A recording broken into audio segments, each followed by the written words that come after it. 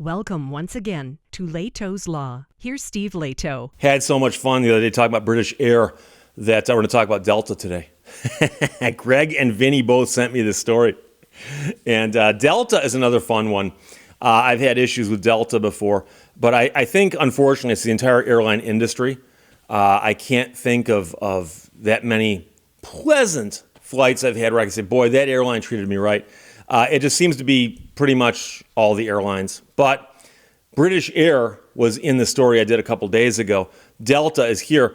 Delta passengers stuck on an island after a flight diversion recalled how airport staff said they should be grateful their plane didn't crash in the Atlantic Ocean, which, following that logic, they can treat you any way they want. Just be glad we didn't crash. Matthew Lowe wrote this for Business Insider.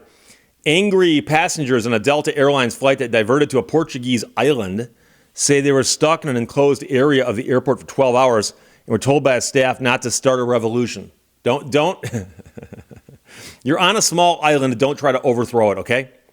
One of the passengers who said the flight took off on Friday wrote a public complaint on Facebook alleging that customers were told to drink water from bathroom faucets and had to negotiate for food. We were abandoned by Delta and treated like roaches by airport representatives on Terceira Islands, said the woman who posted that. A Delta Airlines spokesperson told Business Insider that Flight 157 from Ghana to New York diverted to Terceira, a Portuguese island in the Atlantic, due to a mechanical issue with the backup oxygen system.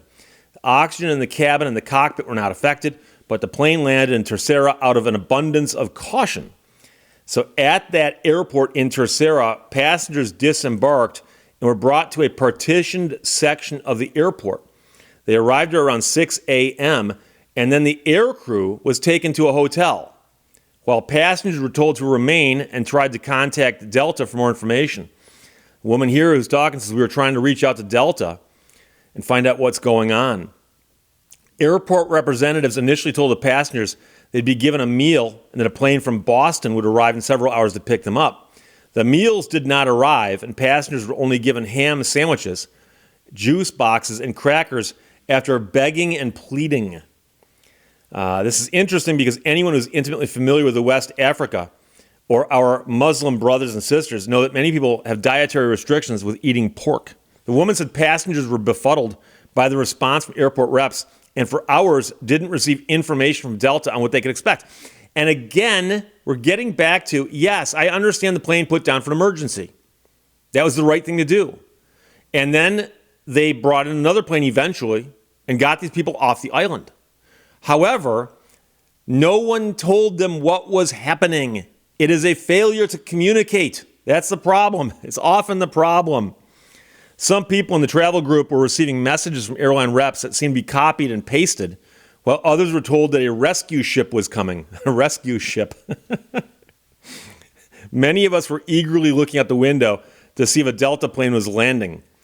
When one elderly passenger asked for water bottles, he was told by a female airport staff that they could drink water from faucets in the bathroom, but none of them had cups and few of them had water bottles. The same staff told passengers that they shouldn't start a revolution and they should be grateful at a second chance at life. Another passenger posted a video on social media of a female staff member confronting passengers who told us we should be grateful that they allowed us to be here and our plane didn't crash. Now, eventually a flight did come to pick them up 12 hours after they initially landed in Terceira. Now, you might say, Steve, why didn't these people just go out and enjoy the sights of Terceira? It's a beautiful Portuguese island. Well, it turns out that you may need specific paperwork to go out and wander around someplace that you are not a citizen of. And none of these people had that paperwork because they weren't anticipating an emergency stop on that island. So they had to stay at the airport, and I believe they had to stay in a particular area, which was the equivalent of not leaving the international passing through zone. So you can land there and leave from there, but you cannot leave without having the proper paperwork. When they arrived at JFK in America and brought their complaints to Delta, the passengers were told that the airline was overwhelmed, not in a good way. She and her husband eventually booked a new flight home in a nearby hotel on their own and left JFK the next day. Now, there was a rapper on board, a rapper from Ghana, and he made a post on that thing that used to be called Twitter, saying he was on the flight and missed performing at an event in Detroit due to the diversion. It was unfortunate, but I know these things happen, so I wasn't tripping, even though they communicated poorly and didn't have the courtesy to update us on exactly what was happening, he wrote. In response to the complaints, the Delta spokesperson told Insider that the 215 customers on the flight were given meals at Terceira and waited 12 hours for another aircraft to arrive from Lisbon. And yes, that's what we already know to be true. They also said that the customers' bags were sent on their original aircraft to JFK, as the second plane only had an hour of landing time to get there. And so rather than transferring bags, all the bags were on the first plane. When asked about claims that Delta was overwhelmed when the passengers arrived in JFK, the spokesperson pointed to poor weather conditions on the U.S. East Coast and said that caused the airline staff to be swamped with requests, not just from this incident, but from other airline issues. Spokesperson added that customers were provided with refunds. So the woman who started the whole story off by posting on social media said she was sent a $400 voucher and was sent an email about a full ticket refund, but it yet has not received the money. She added she's still also not received her bags.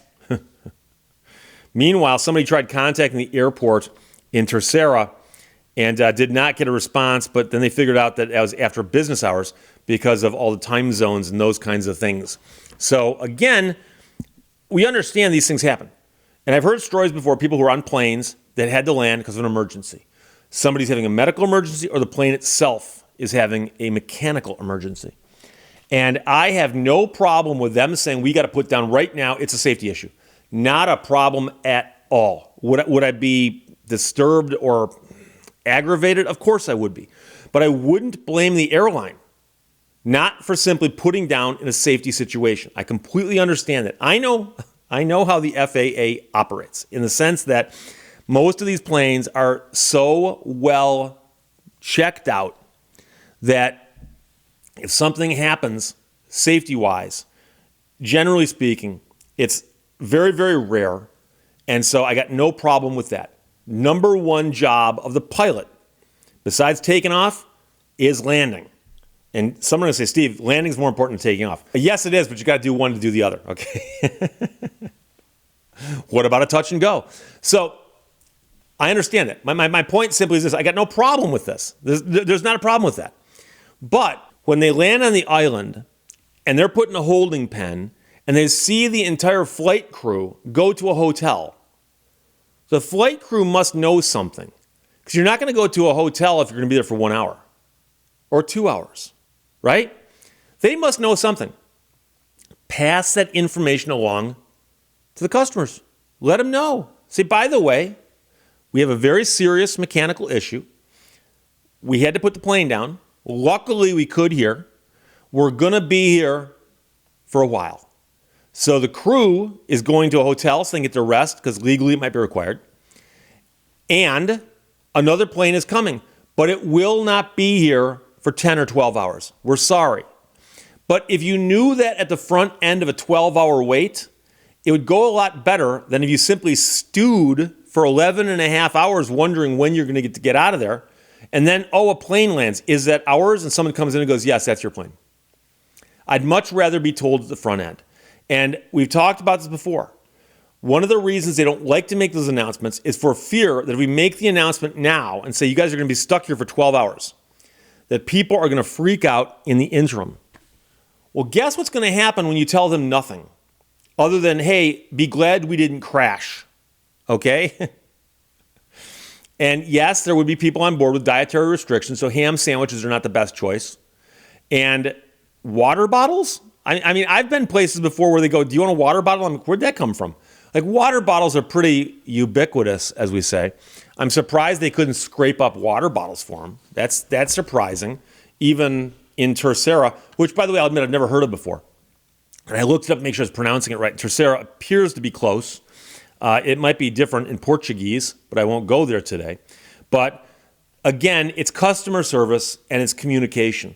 And I think that customers understand that things can happen with businesses in general. I'm talking about all businesses, okay? Things can happen. Things can happen. And I've been disappointed before where a business told me, hey, Steve, let me explain to you what happened. And they explained something that happened, and I'm very, very disappointed. But they explained it to me, what they said made sense. And I actually got the impression, hey, they're telling me the truth. Guess what? Life sometimes contains disappointments. So you might find yourself on the island of Terceira instead of at JFK, catching a connecting flight to Detroit to put on a performance. We've all been there before, right? But this was Delta, and I've had issues with them before, but Delta is one of the major airlines that flies in and out of Detroit, so that's why I know them so well. But at the top, I mentioned British Air. I get a lot of messages from people who watch my videos, and I appreciate that, and I like people commenting and pitching me story ideas and so on. Greg and Vinny both sent me this one. And I mentioned British Air a couple times, and I mentioned that I flew on British Air and had a very, very bad experience where they lost my luggage. And I got a message from somebody who said, Steve, you were talking about an airline today, and you consistently kept mispronouncing their name. I'm thinking to myself, British Air. How should I pronounce it? British Air. And the person wrote, it's British Airways. Airways. It's two syllables. You kept leaving off the second syllable of the second word. and apparently, to the British, it's an insult to abbreviate something. So when I call the airline Delta, and I don't say like Delta Airlines or whatever their official legal corporate name is that an insult? Do you think I'm going to get angry emails from people who used to work at Delta and say, hey, Steve, you kept saying Delta. That's not the full name of the corporation. Got this angry message about how I was mispronouncing British Air. No, I'm pronouncing British Air perfectly correctly. That's how you say those two words, British Air. And is the official name of the airlines British Airways? I guess so. I haven't got that kind of time to keep saying British Airways. I'd rather say British Air. And somebody said, if you're going to say British, I actually had somebody, the same person who sent me the message, posted a comment underneath the video. And somebody responded and said, yes, a real Brit would have said BA as the abbreviation. I took a flight on BA. But of course, if I said BA in America, people go, what are you talking about? BA, Bachelor of Arts? So if I legitimately horribly mispronounce something, chime in and let me know. Like I said, I looked up Terceira, and that's very close. But British Air is fine. I doubt that it's an insult to other people when, of all the people who saw that video, only one person complained. One complaint. So when I get somebody who has gone ballistic in a message about how upset they are about something I did so horribly wrong, and it's just the one complaint across the entire channel, I think to myself, okay, is the problem really the fact that I called it British Air, or is there something else going on here? So you might say, Steve, what else is going on here? I'd bet money that the person who said that I mispronounced British Air either works there now or used to work there in the past and got offended by me telling a story about how they lost my luggage. And by the way, I wasn't upset that they lost my luggage. I was upset that they lied to me repeatedly. Because apparently the people at British Air lie repeatedly to their customers as part of their business practices. I have a right to get upset about that. And so if in my fury, I said British Air a few times instead of British Airways, you can't hold that against me. But if you were genuinely insulted by me saying British Air instead of British Airways, I'll let you know that I feel sorry for you. I know that's not an apology, but I won't apologize if I've done nothing wrong. Meanwhile, the people got off Terceira.